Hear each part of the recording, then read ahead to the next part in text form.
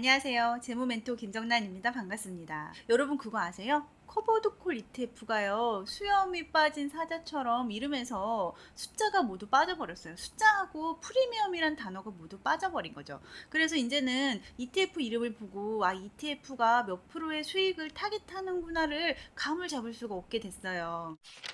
제가 매월 월배당 ETF의 배당률을 소개를 해드리고 있는데요. 오늘 영상은 9월에 월배당 ETF의 배당률을 소개를 해드릴 건데요. 이제 앞으로는 월배당 ETF의 이름을 보고 이게 몇 프로인지 가늠하기가 조금 힘들어진 만큼 제 영상을 필수로 꼭 챙겨 보셔야 될 것 같네요. 그러면 구독하고 좋아요 누르시고요. 9월 월배당 ETF의 배당률 확인하러 같이 가보실게요. 지난 25일부터요. 커버드 콜형 월배당 ETF의 이름에서요. 이처럼 몇 프로를 타겟한다라는 거하고 그다음에 프리미엄이라는 단어가 모두 사라졌어요. 퍼센트와 프리미엄이라는 단어를 쓰지 말라는 금감원의 규제가 있었던 거죠. 그래서 실제로 이름이 바뀌었거든요. 제가 바뀐 이름을 봤는데요. 이름이 마치 수염 빠진 사자처럼 뭔가 되게 허전하더라고요. 네, 그래도 제가 든든하게 월배당 ETF의 배당률을 연환산 해가지고 매월 소개를 해드리도록 하겠습니다. 총 46개의 월배당 ETF의 수익률을 제가 한 땀 한 땀 계산을 했는데요. 한 땀 한 땀 계산을 해서 채권 인컴형하고요. 그 다음에 주식 리치형하고 이렇게 구분해서 월배당을 정리를 했어요. 채권 인컴형 월배당 ETF는 총 15개를 정리를 했고요. 주식 리치형 ETF는 총 31개를 정리를 했습니다. 먼저 채권 인컴형부터 월배당을 많이 준 거 한 상위 10개를 한번 들여다보면요.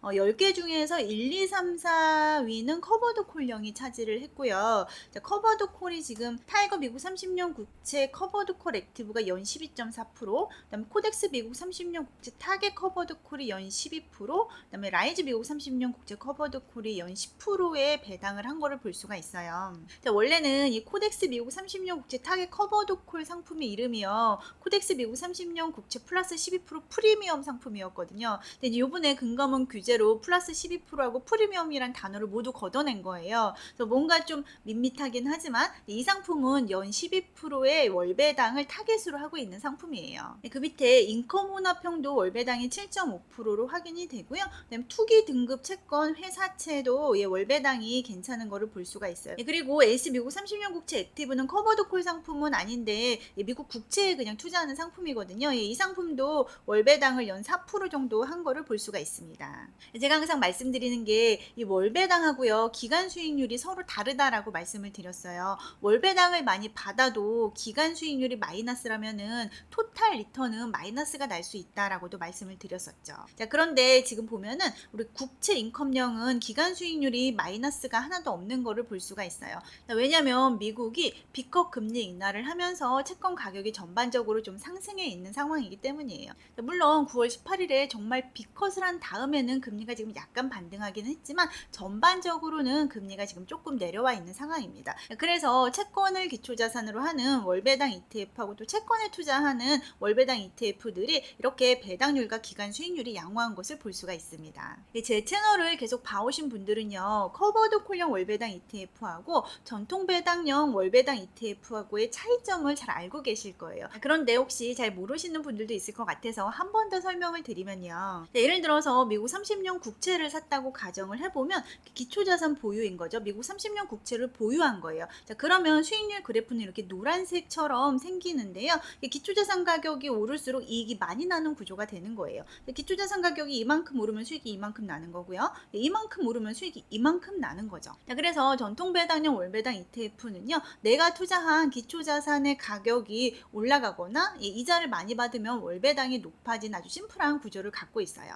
커버드 콜형 월배당 ETF는요. 전통 배당형 월배당 ETF하고 기초자산을 보유하는 거는 동일해요. 그런데 기초자산을 보유하면서 동시에 콜옵션을 매도하거든요.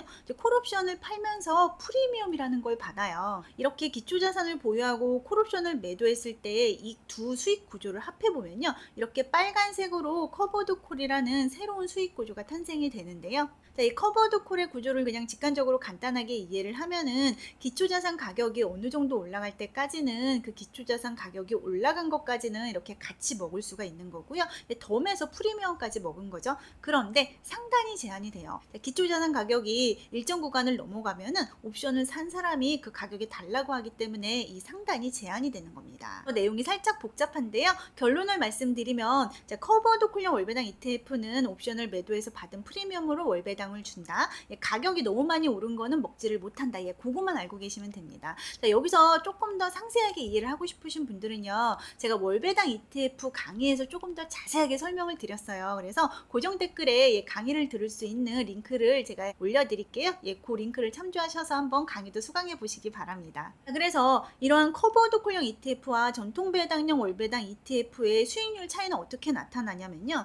여기 보시면 타이거 미국 30년 국채 커버드 콜 같은 경우에는 커버드 콜형 월배당 ETF고요. 똑같은 기초 자산을 가져가는 이제 똑같은 데 투자를 하는 거죠. 미국 30년 국채 액티브 이 상품은 커버드 콜형이 아니거든요. 전통 배당형이에요. 그냥 기초 자산을 들고만 있는 거죠. 그래서 배당률이 이렇게 12.4%, 4% 이렇게 차이가 나는 거고요. 대신에 기초 자산 가격이 오르면은 더 많이 먹을 수 있는 거는 전통형 월배당 ETF가 더 많이 먹을 수가 있어요. 미국 30년 국채 기초자산의 가격이 떨어지면요. 손해나는 거는 두 개 다 똑같거든요. 그런데 오히려 커버드 콜형 월배당 ETF는 받은 프리미엄 때문에 손실이 좀 덜 나는 특징을 가지고 있어요. 그래서 국채 가격이 많이 오를 때는요. 전통형 월배당 ETF가 더 유리한 거고요. 국채 가격이 횡보할 때는요. 커버드 콜형 월배당 ETF가 좋은 거고요. 기초자산의 가격이 떨어질 것 같은 상품은 하지 않으셔야 되는 겁니다. 왜냐하면 배당이 높아도요. 이 기간 수익률에서 마이너스가 나면은 토탈로 합쳤을 때 마이너스가 날 수가 있거든요. 제가 이 달걀 모델 되게 여러 번 설명을 드리고 있는데요. 이렇게 금리가 고점에서 저점으로 갈 때, 그 다음에 저점에서 고점으로 갈 때마다 투자를 해야 되는 자산이 다르다라고 앙드레 코스톨라니는 얘기를 하고 있어요. 저도 이 모델에 되게 동의를 하는 편이고요. 지금 같은 경우는 금리가 이제 떨어지고 있는 시점이잖아요. 그렇다 보니까 지금은 이제 채권 투자가 적정한데, 우리가 월배당 ETF에 투자를 할 때도요, 이런 사이클에 맞춰서 투자를 하는 게 좋거든요.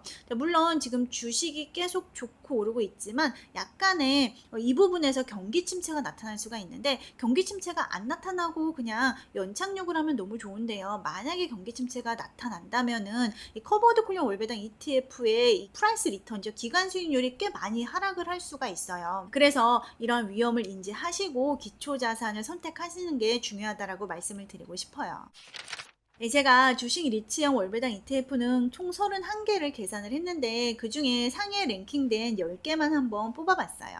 역시 커버드 콜형 월배당 ETF가 월배당률이 상당히 높게 차지한 거를 보실 수가 있고요. 그런데 여기 보시면 기초자산들이요. 다 좀 변동성이 커요. AI 테크, 얘는 반도체, 얘 빅테크 7, 테슬라 커버드 콜, 나스닥 100 이런 식으로 기초자산이 다 주식인 커버드 콜형 상품들의 배당률이 높거든요. 여기 보면 근데 배당률은 플러스인데 기간 수익률이 마이너스인 게 종종 보이잖아요.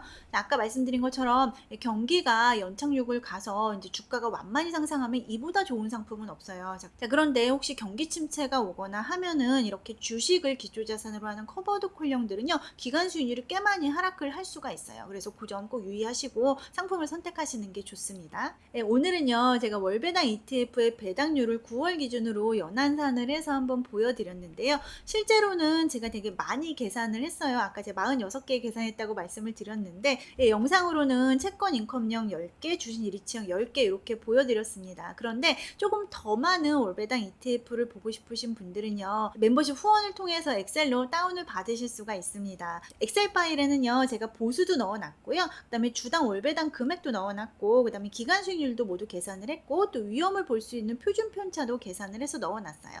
표준 편차는 상장된 지 1년 이상 된 ETF를 계산을 했고요. 그 다음에 시가총액도 같이 확인을 할 수가 있습니다. 머니부티크 많은 후원 부탁드리고요. 구독 안 누르신 분들은 구독 누르시고요. 좋아요와 댓글, 공유도 널리 부탁드립니다. 감사합니다.